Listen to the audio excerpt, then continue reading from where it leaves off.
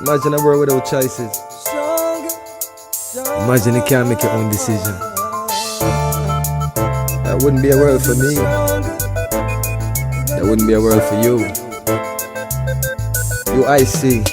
Tell them we're gonna be stronger. Together we can make it right. Our purpose is a better Jamaica for you and I. Gonna be stronger together. Time we all just unify. Our purpose is a better Jamaica for you and I. It is a natural right for every human being to be free. Free, so free. So the government is there to protect you and me. UIC objective is to liberate the citizens from colonial bondage, them regulation, them taxation. Rob Jamaica, we independent. Be stronger together we can make it right. Oh,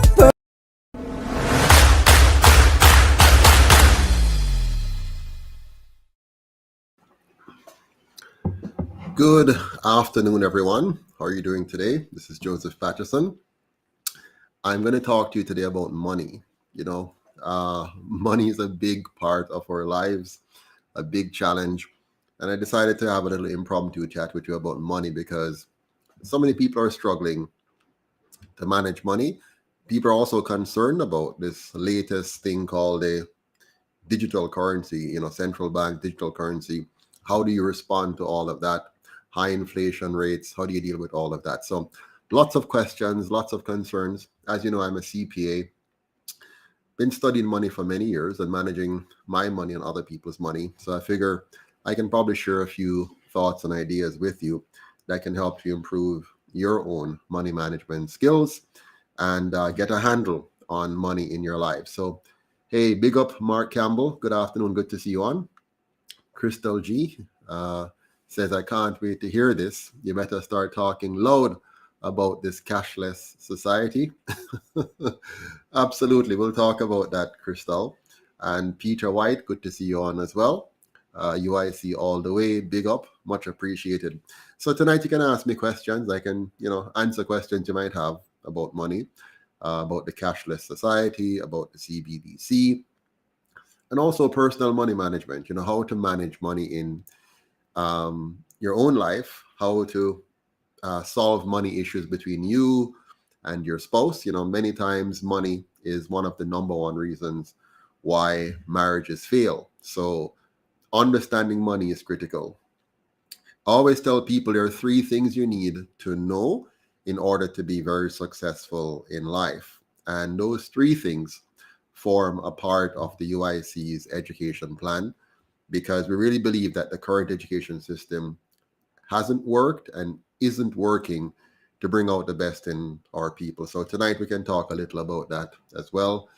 Good afternoon, flipping pages, stir and sauces. Interesting. Tell me what you do, flipping pages. That sounds interesting. Good afternoon to you as well. She says this is a good time for you to be on. What do you mean by that? Let me know. Good evening, Sewing and Gotcha. I'm actually coming to you live from Toronto right now, where I am getting ready for our town hall meeting that we're going to be having here in Toronto. You might recall we kicked off the first town hall meeting in St. Elizabeth a couple of weeks ago on my farm down there at the head office for UIC. We had our first town hall meeting talking about the issue of constitutional reform.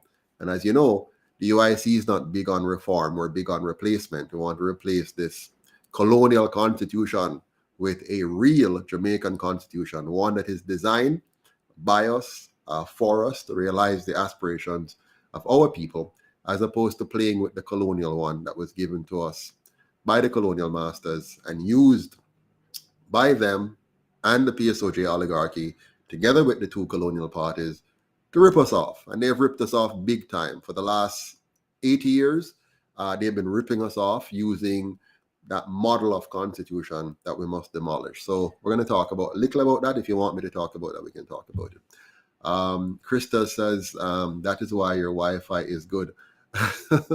Absolutely. Even though we did our second town hall meeting in London last week, Saturday, the 13th. And for some reason, that connection turned out to be really, really bad. I'm not sure why. We were in the heart of London and the internet was really bad. And I found that my Jamaican friends who were on, that were local in Jamaica, like Winston and Chase, they had good connection. So I have no idea what's going on. But, every time we come on, something goes wrong. But let's see if Canada gives us a good, clean internet tonight. So we'll see how that goes. Good evening, Naldo, formerly known as Lil Dago. Good to see you on. Thanks for joining. Getting a little call here or a message. Let me see what that is about. But again, tonight we're going to talk about money and anything you want to talk about. So any questions you have, any thoughts you have, anything you want me to talk about, please feel free to just shoot it off and I will try my best to get to it tonight. Let me do a quick plug for our upcoming town hall meeting. We have this one coming up. This is let me do this here. I'm over here. We're going to have the May 21st town hall, this time coming to you live from Toronto. So I'll be here in Toronto at the Jamaica Canada Association, all number 3. That's at 995 Harrow Road, North York, Ontario, M9M 2Z5. So just dial 876-471-6598 or send a WhatsApp message to get the Zoom link so that you can be a part of it. So share this with everybody. Tell all your friends and family. If they're here in Toronto, they must come out to see us at the Jamaica Canada Association. That's this Sunday, May 21st, 7 p.m. In Canada, in Toronto. You can watch it live 6 p.m. in Jamaica.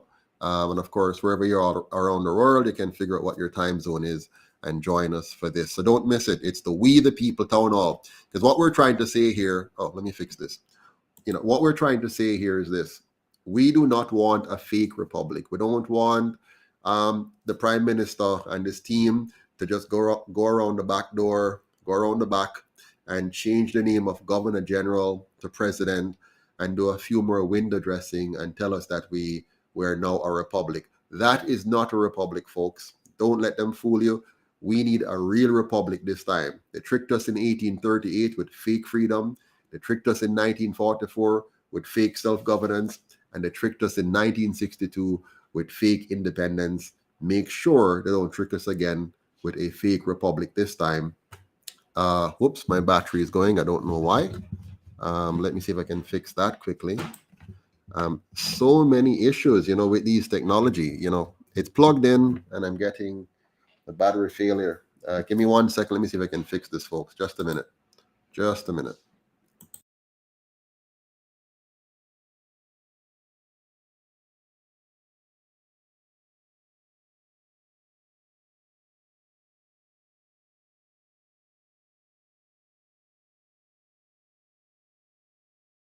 All right, so I'm back with you. Hopefully we don't have any more challenges with the technology.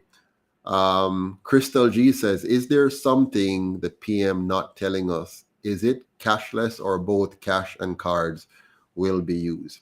Well, Crystal, I can assure you there is something that the PM is not telling you. We have a prime minister and we have a government and we have an opposition that is not working in the best interest of the Jamaican people. So you can't trust nothing at all that they tell you. You can't trust it. What is clear is that the Prime Minister and the two colonial parties are committed to continuing the process of selling out Jamaica. If you notice, since they have taken office from 1944 until now, it's been a downward trajectory for Jamaica. We have lost our agriculture, we have lost our airline, we have lost our airport, we have lost the value of our currency, we have lost the quality of our education. So everything, the longer we keep them in power, is the lower and lower everything goes, Ricky, thank you so much, loud and clear, glad you're hearing. Sewing says, I believe the UIC. I wish the Prime Minister stepped down very soon. Well, Sewing, he's not going to step down very soon. We, the people, have to make it happen. He's not going to step down. We have to move him out.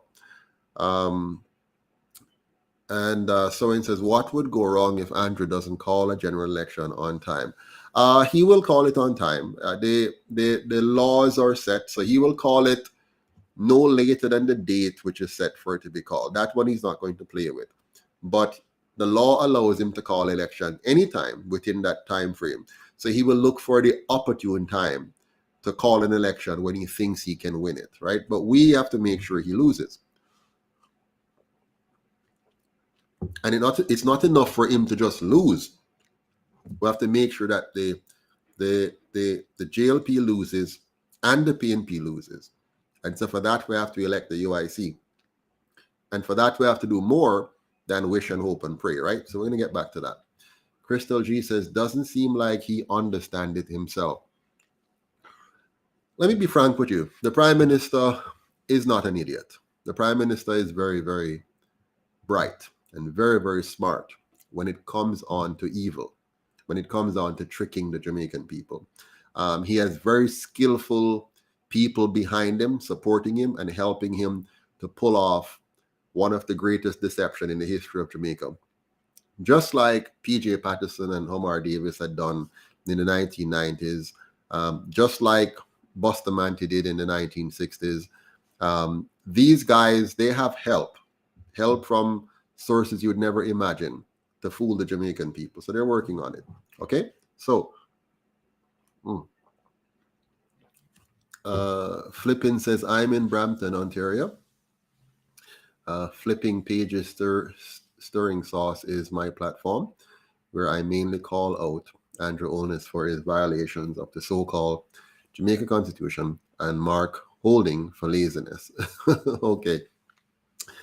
All right. So now let's get down to the discussion of money, and we'll come back to your comments later on. All right.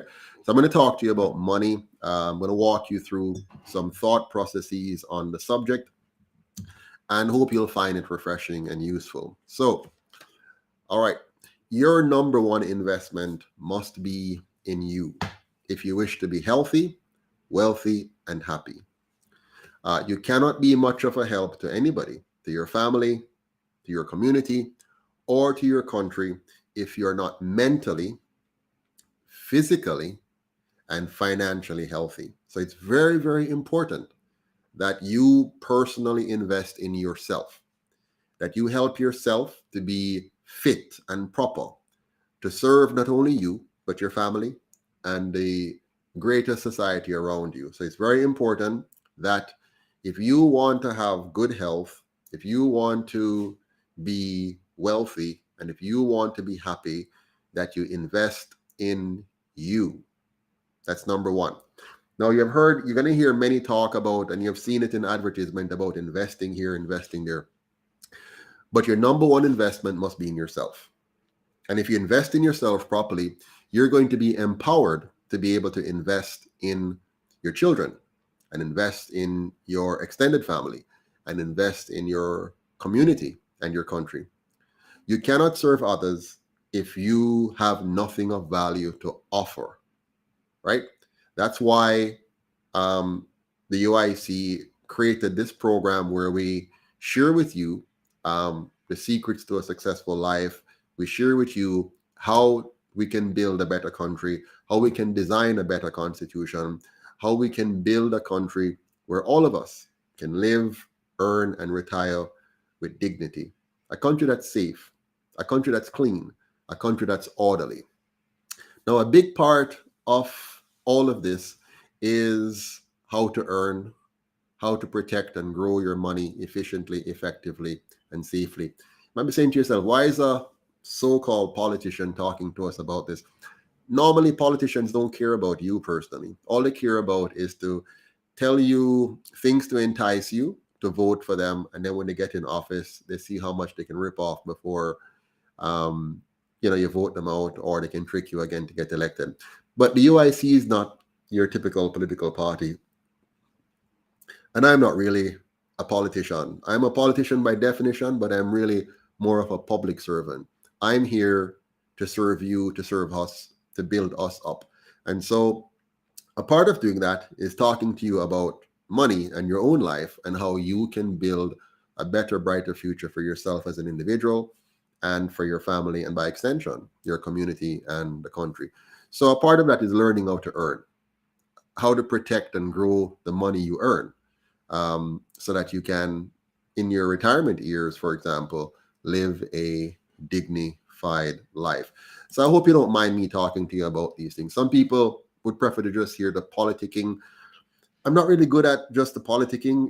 I'm really more interested in people and our development as a people. And so sometimes you don't hear me jumping in all the foray and just following up and doing the daily, kind of almost like a gossip column or a just exciting thing about politics. I'm more interested about policy, about how we can solve problems. So I've spent my time building solutions, studying solutions.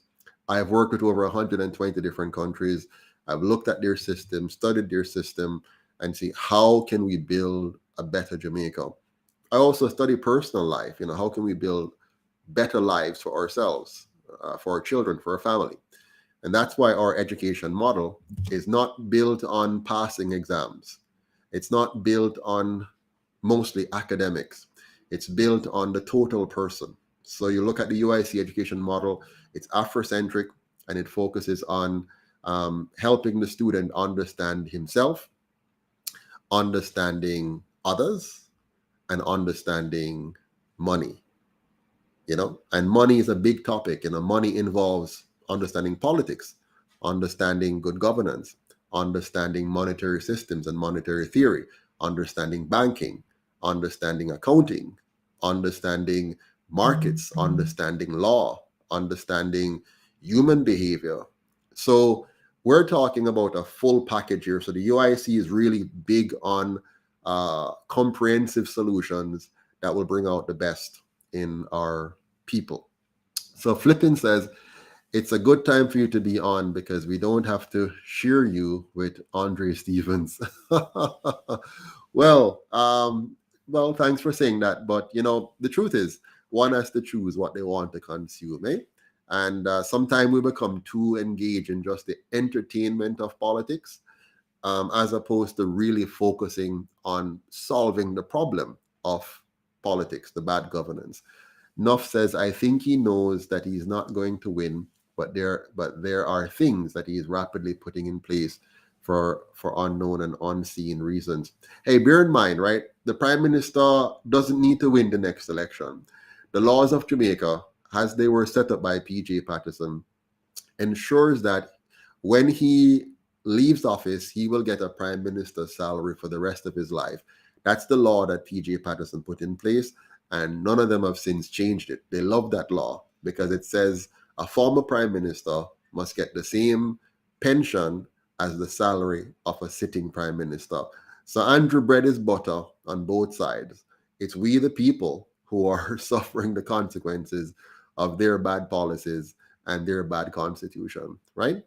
So King Headlam, I'm going to talk about the CBDC in a little bit, so don't worry, we're going to get there. And Sewing says, thank you for your knowledge, Mr. Patterson. What I know now, let me help me to be more grounded, I think you're saying here. Good evening, Christopher Lawrence. Much appreciate the thoughts. So let me continue now on the subject of money. So first of all, invest in yourself, number one. So let me begin by making a disclaimer because sometimes, well, not sometimes, the laws are designed to prevent us from learning what we need to learn. So I have to make a disclaimer about that. So I am not a financial advisor by law. So I have not taken their financial advisory course, even though I've studied what they have studied. I've not taken their course and applied for their license to say I am authorized to be a financial advisor. So what they've done, they have designed a system, you see, to make sure that you only learn and invest the way they want you to. So I have not subjected myself to that. So I have not gotten their license. So I cannot call myself a financial advisor and I cannot give you financial advice. So we have to kind of couch it differently. So the current system is designed for you to only get and take advice from licensed financial advisors who are programmed to tell you what the powers that be want you to know and do. Therefore, I will not be giving you any financial advice, okay? And remember, the government is the one that made us financially illiterate. They're the ones that caused 90% of us to be poor or financially insecure by the time we reach the age of 65 after working for 25 years, often at wage slave labor. So now let us begin our financial journey in this, education process. So once you remember, I'm not advising you, I'm educating you, right? And maybe you can educate us. If you hear me say something that you don't agree with or you want more explanation, please feel free to just raise that and I'll do my best to help. But the powers that be are watching. If I tell you I'm advising you, they will attack me. Yeah, they can even lock me up. And they have designed the system that way because they don't want you to freely learn from others. They want to say they want to protect you, but what they're doing is protecting their system. They're protecting the way they want the economy to go and how they want you to fit into that economy. So they don't want you to learn and know what you should know in order to combat a very fraudulent monetary system. So let me know if you have any questions about that and if you are comfortable. So Ina says, good evening, Mr. Patterson and all uniters. My biggest concern is losing our beautiful country to foreigners. Well, we are losing it very fast. And for us to turn that around, we have to work very aggressively. Mr. Lawrence says, I hope when you win, you hunt them down and lock them up and throw away the key for being so wicked to their own Jamaican people. Mr. Lawrence, the system of fraudulent monetary policy and fraudulent fiscal policy is quite global. It is a system that has been perpetrated against the whole human race. And our leaders in Jamaica have just followed suit and fall in line and taken us down the rabbit hole. My goal is to empower us to lift ourselves out of it. Yep. All right. So let's continue on our journey here. So as I said before, your number one investment must be in you. And so if you want to serve others, you must first make sure you build your own personal value. Now, I found that the secret to a happy life is first learning how to manage myself. Then I have to learn how to manage my relationships. And then I have to learn how to manage my money. And later on, how to manage other people's money. And all of us touch other people's money. Every time you borrow money from somewhere, that's other people's money you're borrowing. And if you use that money well, then it will be a blessing to you and also a blessing to those who lent it to you. If you use the money poorly, it might be a blessing to those who lent it to you and a curse to you. So as I said before, if you want to be happy, if you want to have a happy life, you need to learn a few key secrets about money. They're not secrets, and they're quite public, but we don't really learn it in school very much, and our parents probably couldn't pass it on to us because they didn't know it either. But you have to learn to manage yourself. That's number one. Self-management is the key. Number two, you have to learn how to manage relationships. And number three, you have to learn how to manage money, your money, and later on, other people's money for you to achieve your most optimal outcome. So let's talk about managing yourself. To manage yourself, you must manage your mind, your body, and your personality in order to achieve your maximum potential as a person, as a spouse, as a parent, as an employee, as a partner, or as an investor. To manage your mind, you need to feed it productive information, a sound plan, and daily instructions to work on your subconscious mind while you take deliberate steps to achieve what are called SMART goals. Yeah, so remember, to manage your mind, you have to feed it productive information. You have to develop a sound plan of action. You have to give yourself daily instructions to work on your subconscious mind. So you need to have, mantras, things that you say to yourself, self-affirmation, things where you remind yourself what your goal is, why they are your goals, and where you want it to take you. Yeah. And then you have to make sure you don't just think and plan. You have to now take deliberate steps daily to achieve SMART goals. And SMART is an acronym for specific. So your goal must be specific. So you must have a very specific goal.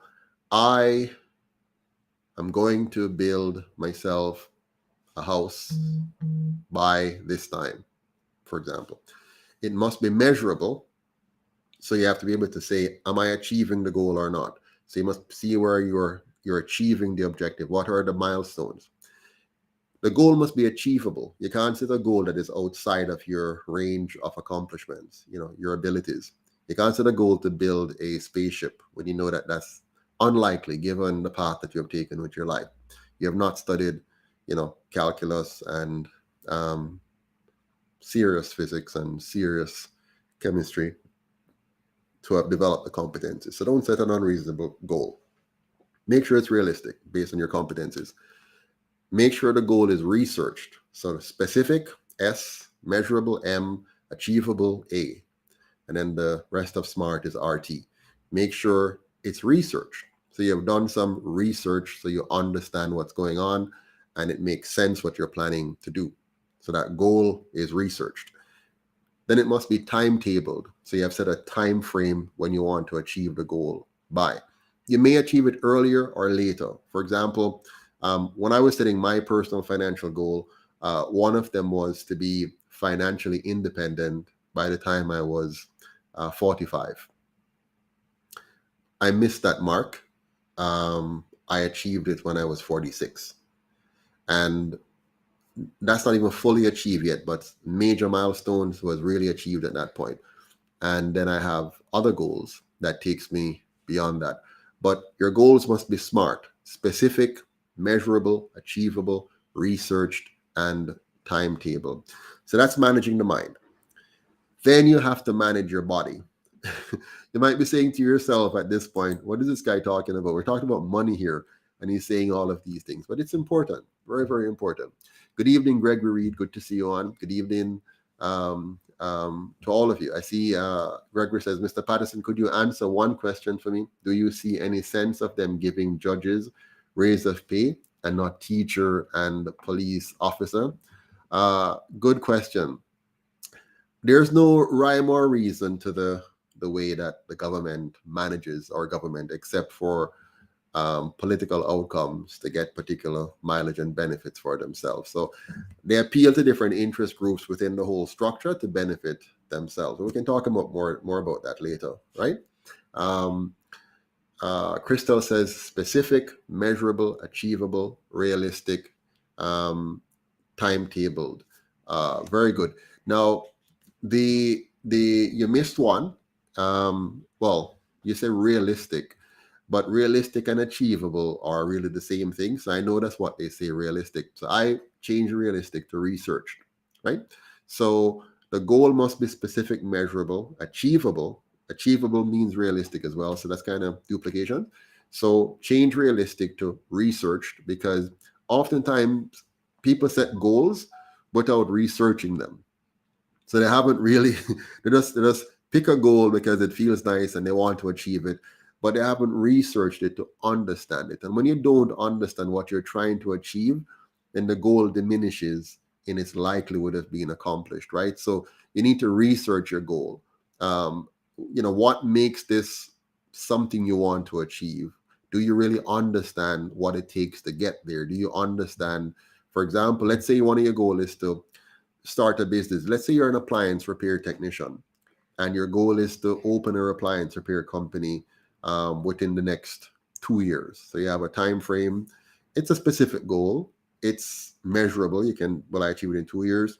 It's achievable because you are currently a technician. So, an appliance technician. So yeah, you could achieve that.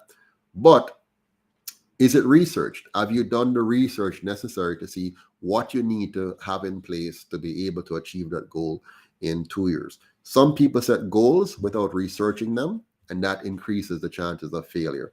A researched goal is a goal that is more likely to be achieved than an unresearched goal. So that's why I have research there in my logic. So think about it. The next thing is how to manage your body. Yes, so manage your mind. You have to manage your mind. If you have a great mind, you can achieve anything, right? But if your body isn't functioning, it's going to diminish your mind. And if your mind isn't functioning, it's going to diminish your body. What do I mean by that? A person with a good mind is will be supported by a good body. And if you destroy that body and don't treat it well, the mind will diminish also. So to manage your body, you need to develop something very important. The Bible calls it self-control. You might have heard about the fruit of the Spirit before. If you're a Christian, it's 9 elements of the fruit of the Spirit. Very, very important. I love all 9. I mean, I I really respect it. I learned that from the Bible many years ago, and I applied it to myself, and it has proven to be very beneficial. I think it says love, joy, peace, patience, kindness, goodness, gentleness. What was it? Mrs. Patterson says faithfulness. And then, of course, the 9th one is self-control. So you need to develop the self-control to feed your body at the right time, the right kind, and the right amount of nutrients, water, exercise, fresh air, sunshine, and regular rest. The rest that it needs to support you to be fully in tune with the world around you and to be able to respond to all the challenges effectively. For example, when you're stressed, right, and you're not eating right, in fact, when you're stressed, you might even eat bad. You might just eat in a way that undermines your ability to think clearly, or you might drink excessively, too much alcohol, and diminish your cognitive ability. You could even end up hurting yourself or hurting others. So managing your body is key to being able to manage your mind, to be able to manage your finances. If you disagree with me, please let me know. Challenge me. All right, that's okay. Challenge me, and I'm happy to respond to that. Hey, big up Howard Foster. Good to see you on from Canada. Yeah. So the next thing, the third thing you have to do if you're going to be effective at managing money, you have to manage your personality. Yeah. Now, what do I mean by managing your personality? Everybody has a pre-programmed personality. It came to you through your DNA that is developed over years because of your parents, your grandparents, your community, your household, the society, the culture in which you were born. It affects your personality. But strangely enough, the personality types that we have is universal. You'll find the personality types in every country, in every family, in every group, different personality types. So it's important that you understand your own personality type. It's also important that you understand the personality type of everybody else. And there are only a few. There are not too many personality types. They're just variations. Some have stronger versions or weaker versions of any given personality type. So you need to understand your personality type and all the other personality types around you if you're going to be able to manage yourself very well.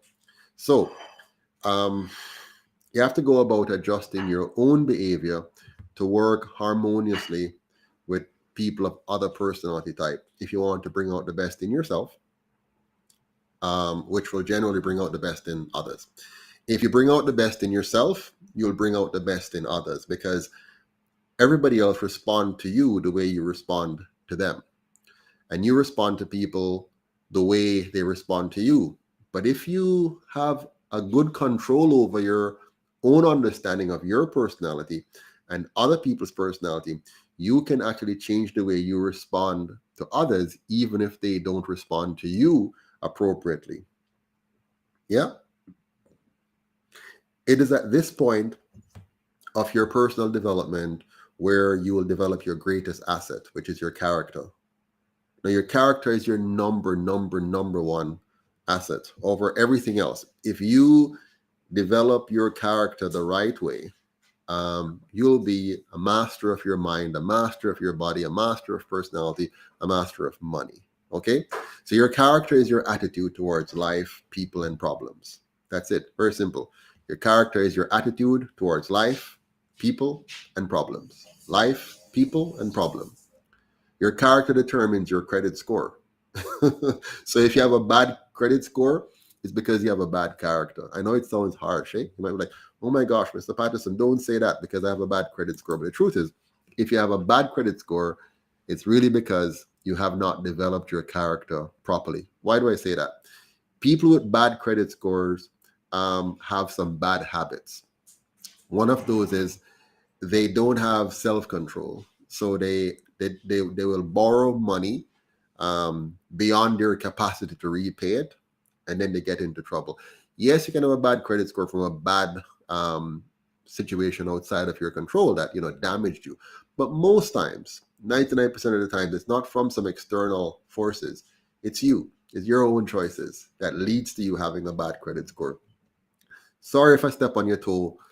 I'm just telling you the plain truth. All right, so don't kill me for it. I just want you to learn and understand. Right, Miss P? How's the food coming along? Okay, good.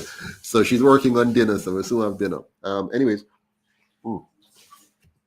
so your character is your attitude towards life, people, and problems, and your character determines your credit score, which is only a financial indicator of your honesty, of your integrity, of your accountability. People with high credit scores are trustworthy individuals who honor their financial obligations. They can be trusted with much because they've been faithful with little.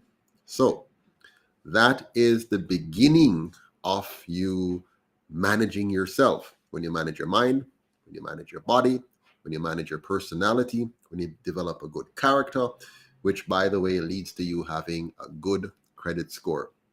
Again, if you disagree with me, don't be afraid to shout it out. Say, hey, Mr. Patterson, you are wrong. Here's why. And I'm more than happy to learn and listen from you. Now, the next thing you need to do, you need to develop managing relationships. Relationships are the key to your prosperity. And by the way, remember, if you deal with the others, if you deal with the mind and the body and the personality, you're going to be able to develop very good relationships. When you have a good command of your personality and that of others, together with a good attitude, you'll be able to characterize each situation properly and optimally. Yeah. So you can manage how you respond to conflicts, changes, and challenges. This affects your marital relationships. It affects your parental relationships and how you deal with other family members, your friends, and your acquaintances. It also affects your employment relationships, your professional relationships, and your business relationships. The truth is, life is really a team sport. I know all of us think we can manage on our own and we're okay on our own. We don't need nobody else. We can do what we want. The truth is, life is really a team sport. Yeah. And only those who can effectively work in teams will succeed at the outstanding end of life spectrum. It's a spectrum in life. So some of us will be mediocre, average, somewhere in the middle, and some will be, lousy, and they're going to be at the failing end of the spectrum. But those who are going to be outstanding persons, outstanding individuals, are those who can work well with other people. If you can't work well with other people, you're not going to be outstanding, right? And that's just plain. You can look at in sports, for example, you see like a Usain Bolt or Shelley and Fraser and say, but they do well as individuals. No, they had to be able to work well with their coaches. They had to be able to take instructions, learn from others, listen, take criticism, If you're an athlete and you can't listen to your coach, remember he's watching you or she's watching you. They see the mistakes you don't see. So when you're in the starting blocks, maybe your start is poor because you're not holding your head down long enough coming out of the blocks. Maybe you're not lifting your knees properly.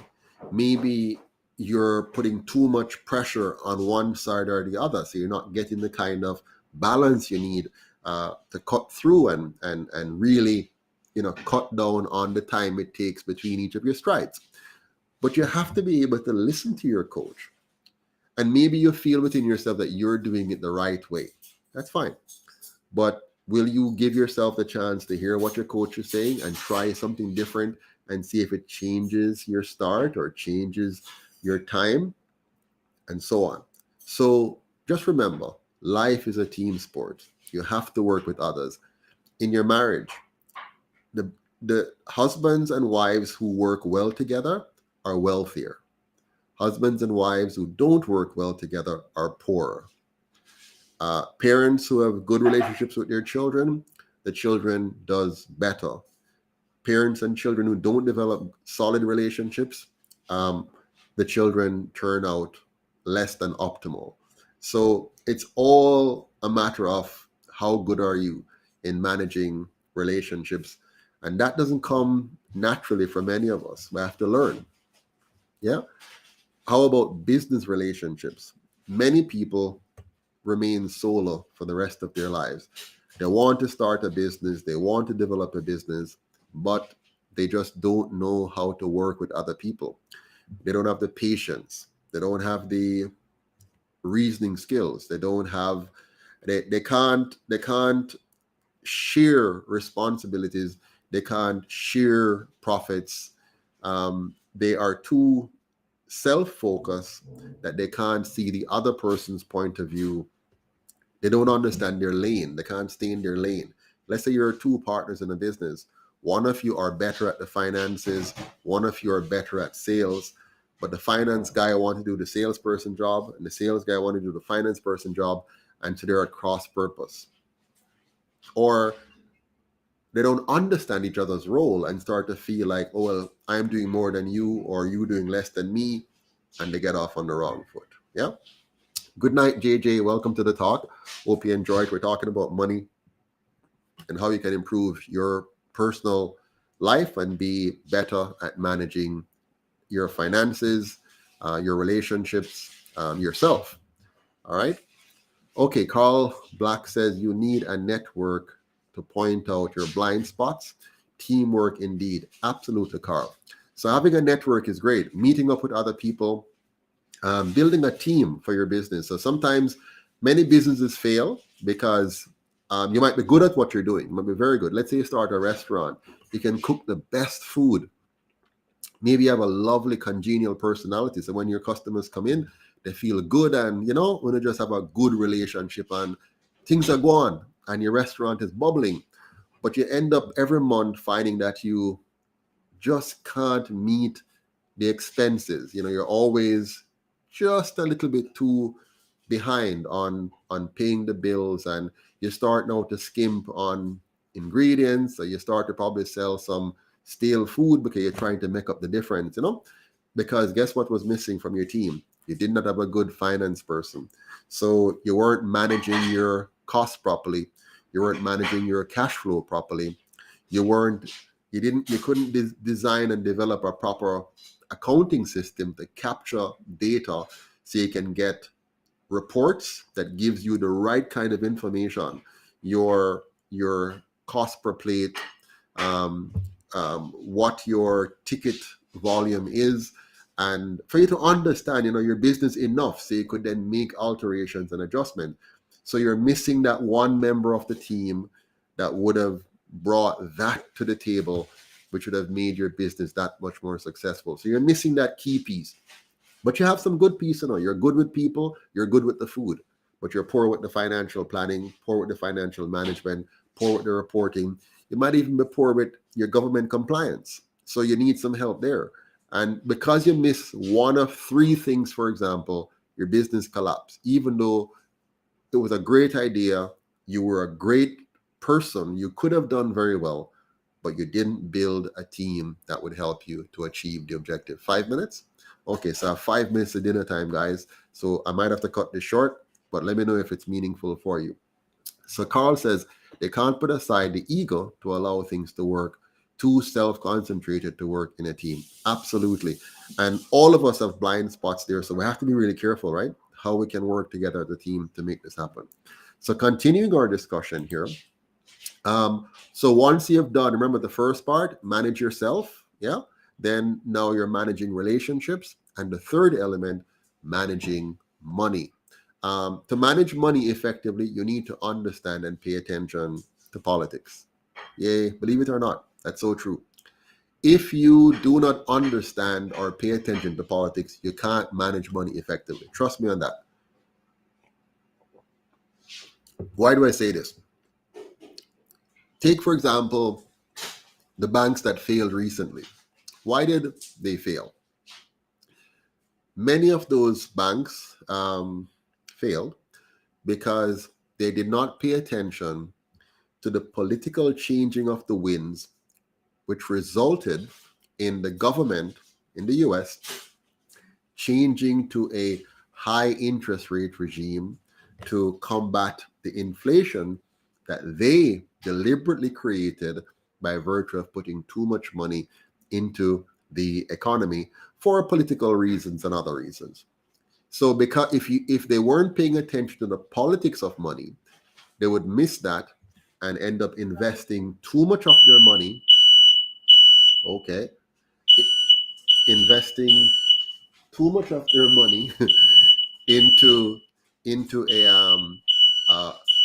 uh, government bonds, not realizing that if you invest so much of your money in long-term government bonds while making short-term financial commitments, that will create a disparity between the two, meaning the value of those bonds are going down. Why? Because they're worth less, because government has issued higher interest bonds now by pumping up interest rates. And so you're going to end up having short-term commitments that are greater than the benefits of your long-term investments. And so not paying attention to politics caused those banks to collapse. So if you're going to manage money effectively, you need to understand and pay attention to politics. You also need to understand and pay attention to economics. So what is economics? You have to understand the laws of economics. No matter what they tell you, no matter what the pundits or the newscast or the entertainers in the economic space may pronounce, you need to understand the laws of economics. What drives demand and supply?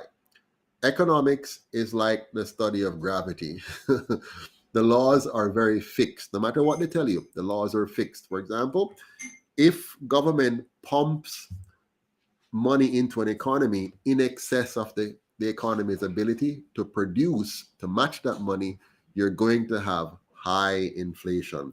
That's a given. It's like the laws of gravity. You throw something up within the context of the earth, if you don't escape the gravitational pull, it's going to come back down, right? So you have to understand the economics of money. Then you have to understand laws. Laws affects the way we behave. It limits and or inhibits, or it allows. So you have to understand the laws under which you're working. You have to understand taxes. Tax laws are critical. So if you're making an investment decision, you need to know which decision is more tax efficient. If I go this way, I will pay less taxes, which will mean greater cash flow that I can invest in other areas and increase my overall return. If I invest this way, I'll pay too much taxes, so I need to do it differently. You also have to understand monetary and fiscal policies. That's also related to politics. Monetary policy is the system of how money is produced and circulated for the economic engine to work. Fiscal policy has to do with government spending and budgets and what that means. You know, government deficits means more borrowing, and that has its own consequences. Government surplus means less borrowing, and that has its benefits. So you have to understand those. Without this base of understanding, you won't make good financial decisions. Instead, you're going to be gambling. You're going to be guessing. Yeah. And once you're guessing, it means you're opening yourself up to a whole lot of unnecessary risk. Most time people talk about an investment being risky. It's not the investment that is risky. It's the investor. An investor who is ignorant or uninformed or less informed than he needs to be is a high risk investor. He's exposed to more risk because he doesn't know what he's doing or doesn't know enough about what he's doing. An investor who is educated and informed or who has insider information, for example, has less risk because he fully understands the product, understands the situation that he or she is dealing with. I hope that's making sense to you and you're finding this valuable. Yes, Carl, tax law is a major one. You can lose a big chunk of your net worth due to taxes and inflation. Yes, so you have to master that. You also said facts. Economics is highly important. Just complete a macroeconomic course and can't no tell when leaders are lying. Yes. So if you understand economics, you can't be fooled by politicians, right? You can hear what they're saying with their lips, but you will understand what it means for you and for your country or community in general. Dree Morris says the other day them a print a new money, now them digital. Yeah, exactly. And that has its implication.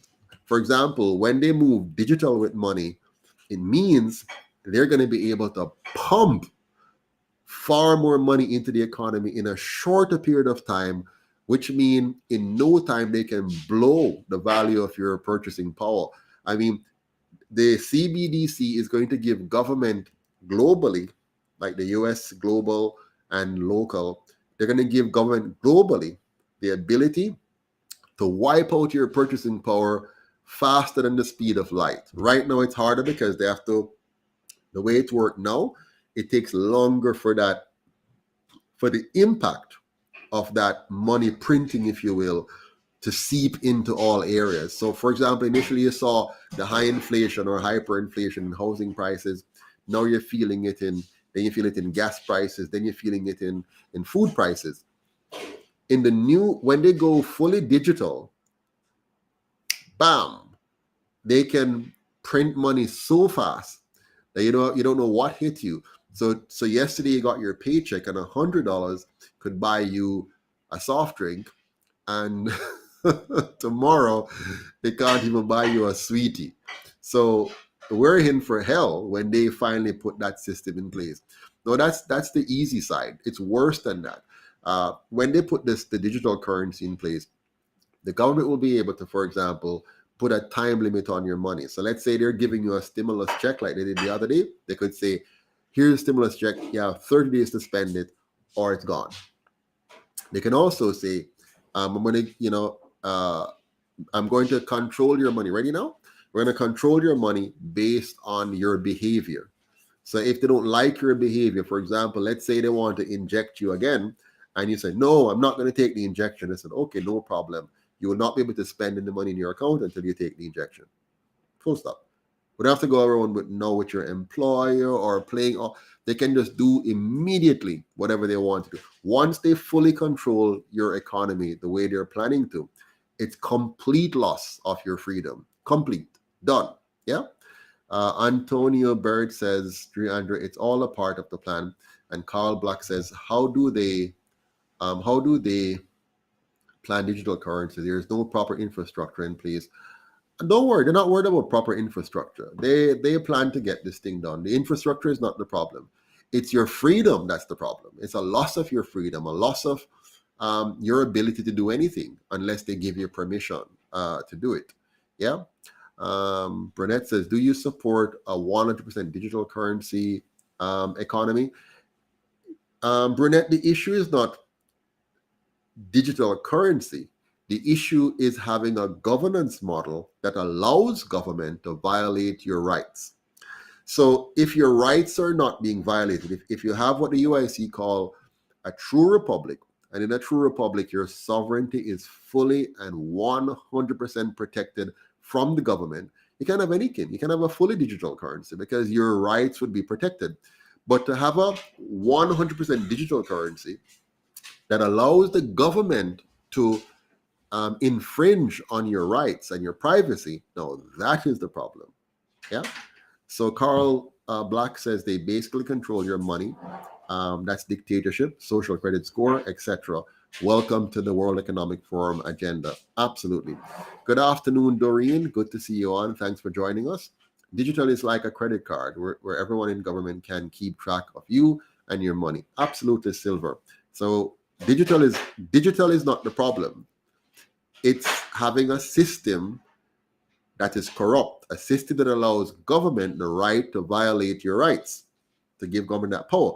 That's why the UIC is so important. We want to stop government from having the power to infringe on your life, liberty, or property rights. If you don't have that, then having the so-called CBDC with its programmable feature and which allow government to print money at will and to manage your choices and to limit your choices and to control your choices, that is the problem. Yes, Markery, 1984, George Orwell. Yep, that's where we're heading. Ooh. Good thing is, we don't have to head there. If we come together and join hands in the UIC and fund this party and help us to win the seats in Jamaica, we can overturn this. But the longer we take to do that, if we allow them to win and put all of this in place, then they will lock us off. So, for example, you can't donate to the UIC then, because I said, no, you can't donate. The UIC is a terrorist organization. You can't donate to them. So when they get this in place, Jamaica has no more opportunity. The UIC is our last hope. When this is done, the next time they have the so-called pandemic stuff or whatever, no protest, no nothing. Because they'll lock off everything. You can't spend any money to do any protest. You can't do anything. So we have to act fast to stop this from happening. But we're going to stop it there for now.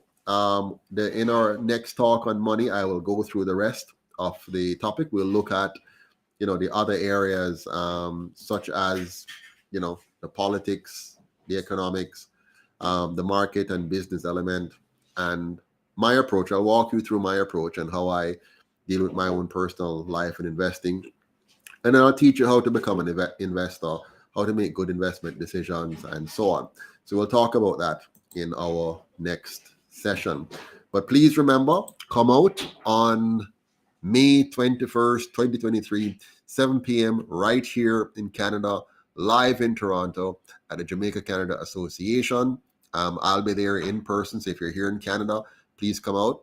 I'm here for a short time. I was in the UK last week to do the town hall there in London.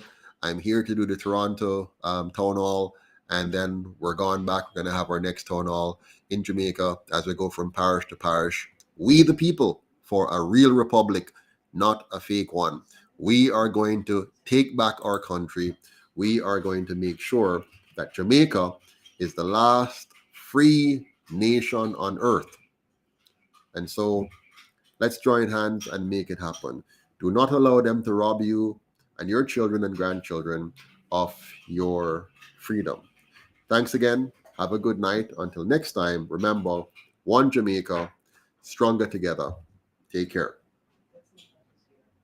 Oh, by the way, give us a rating now. If you rate this 100%, let me know. If 50%, let me know. If 0, let me know that too. So just rate the program and tell us what you think about our presentation tonight. And if you like it enough, I'll do more and explain more about money and to help you and your family and all of us to be healthier and wealthier for the benefit of our children, our grandchildren, and our country. Have a good night. Until next time. See you on the 21st of May for We the People, for a real republic and not a fake one.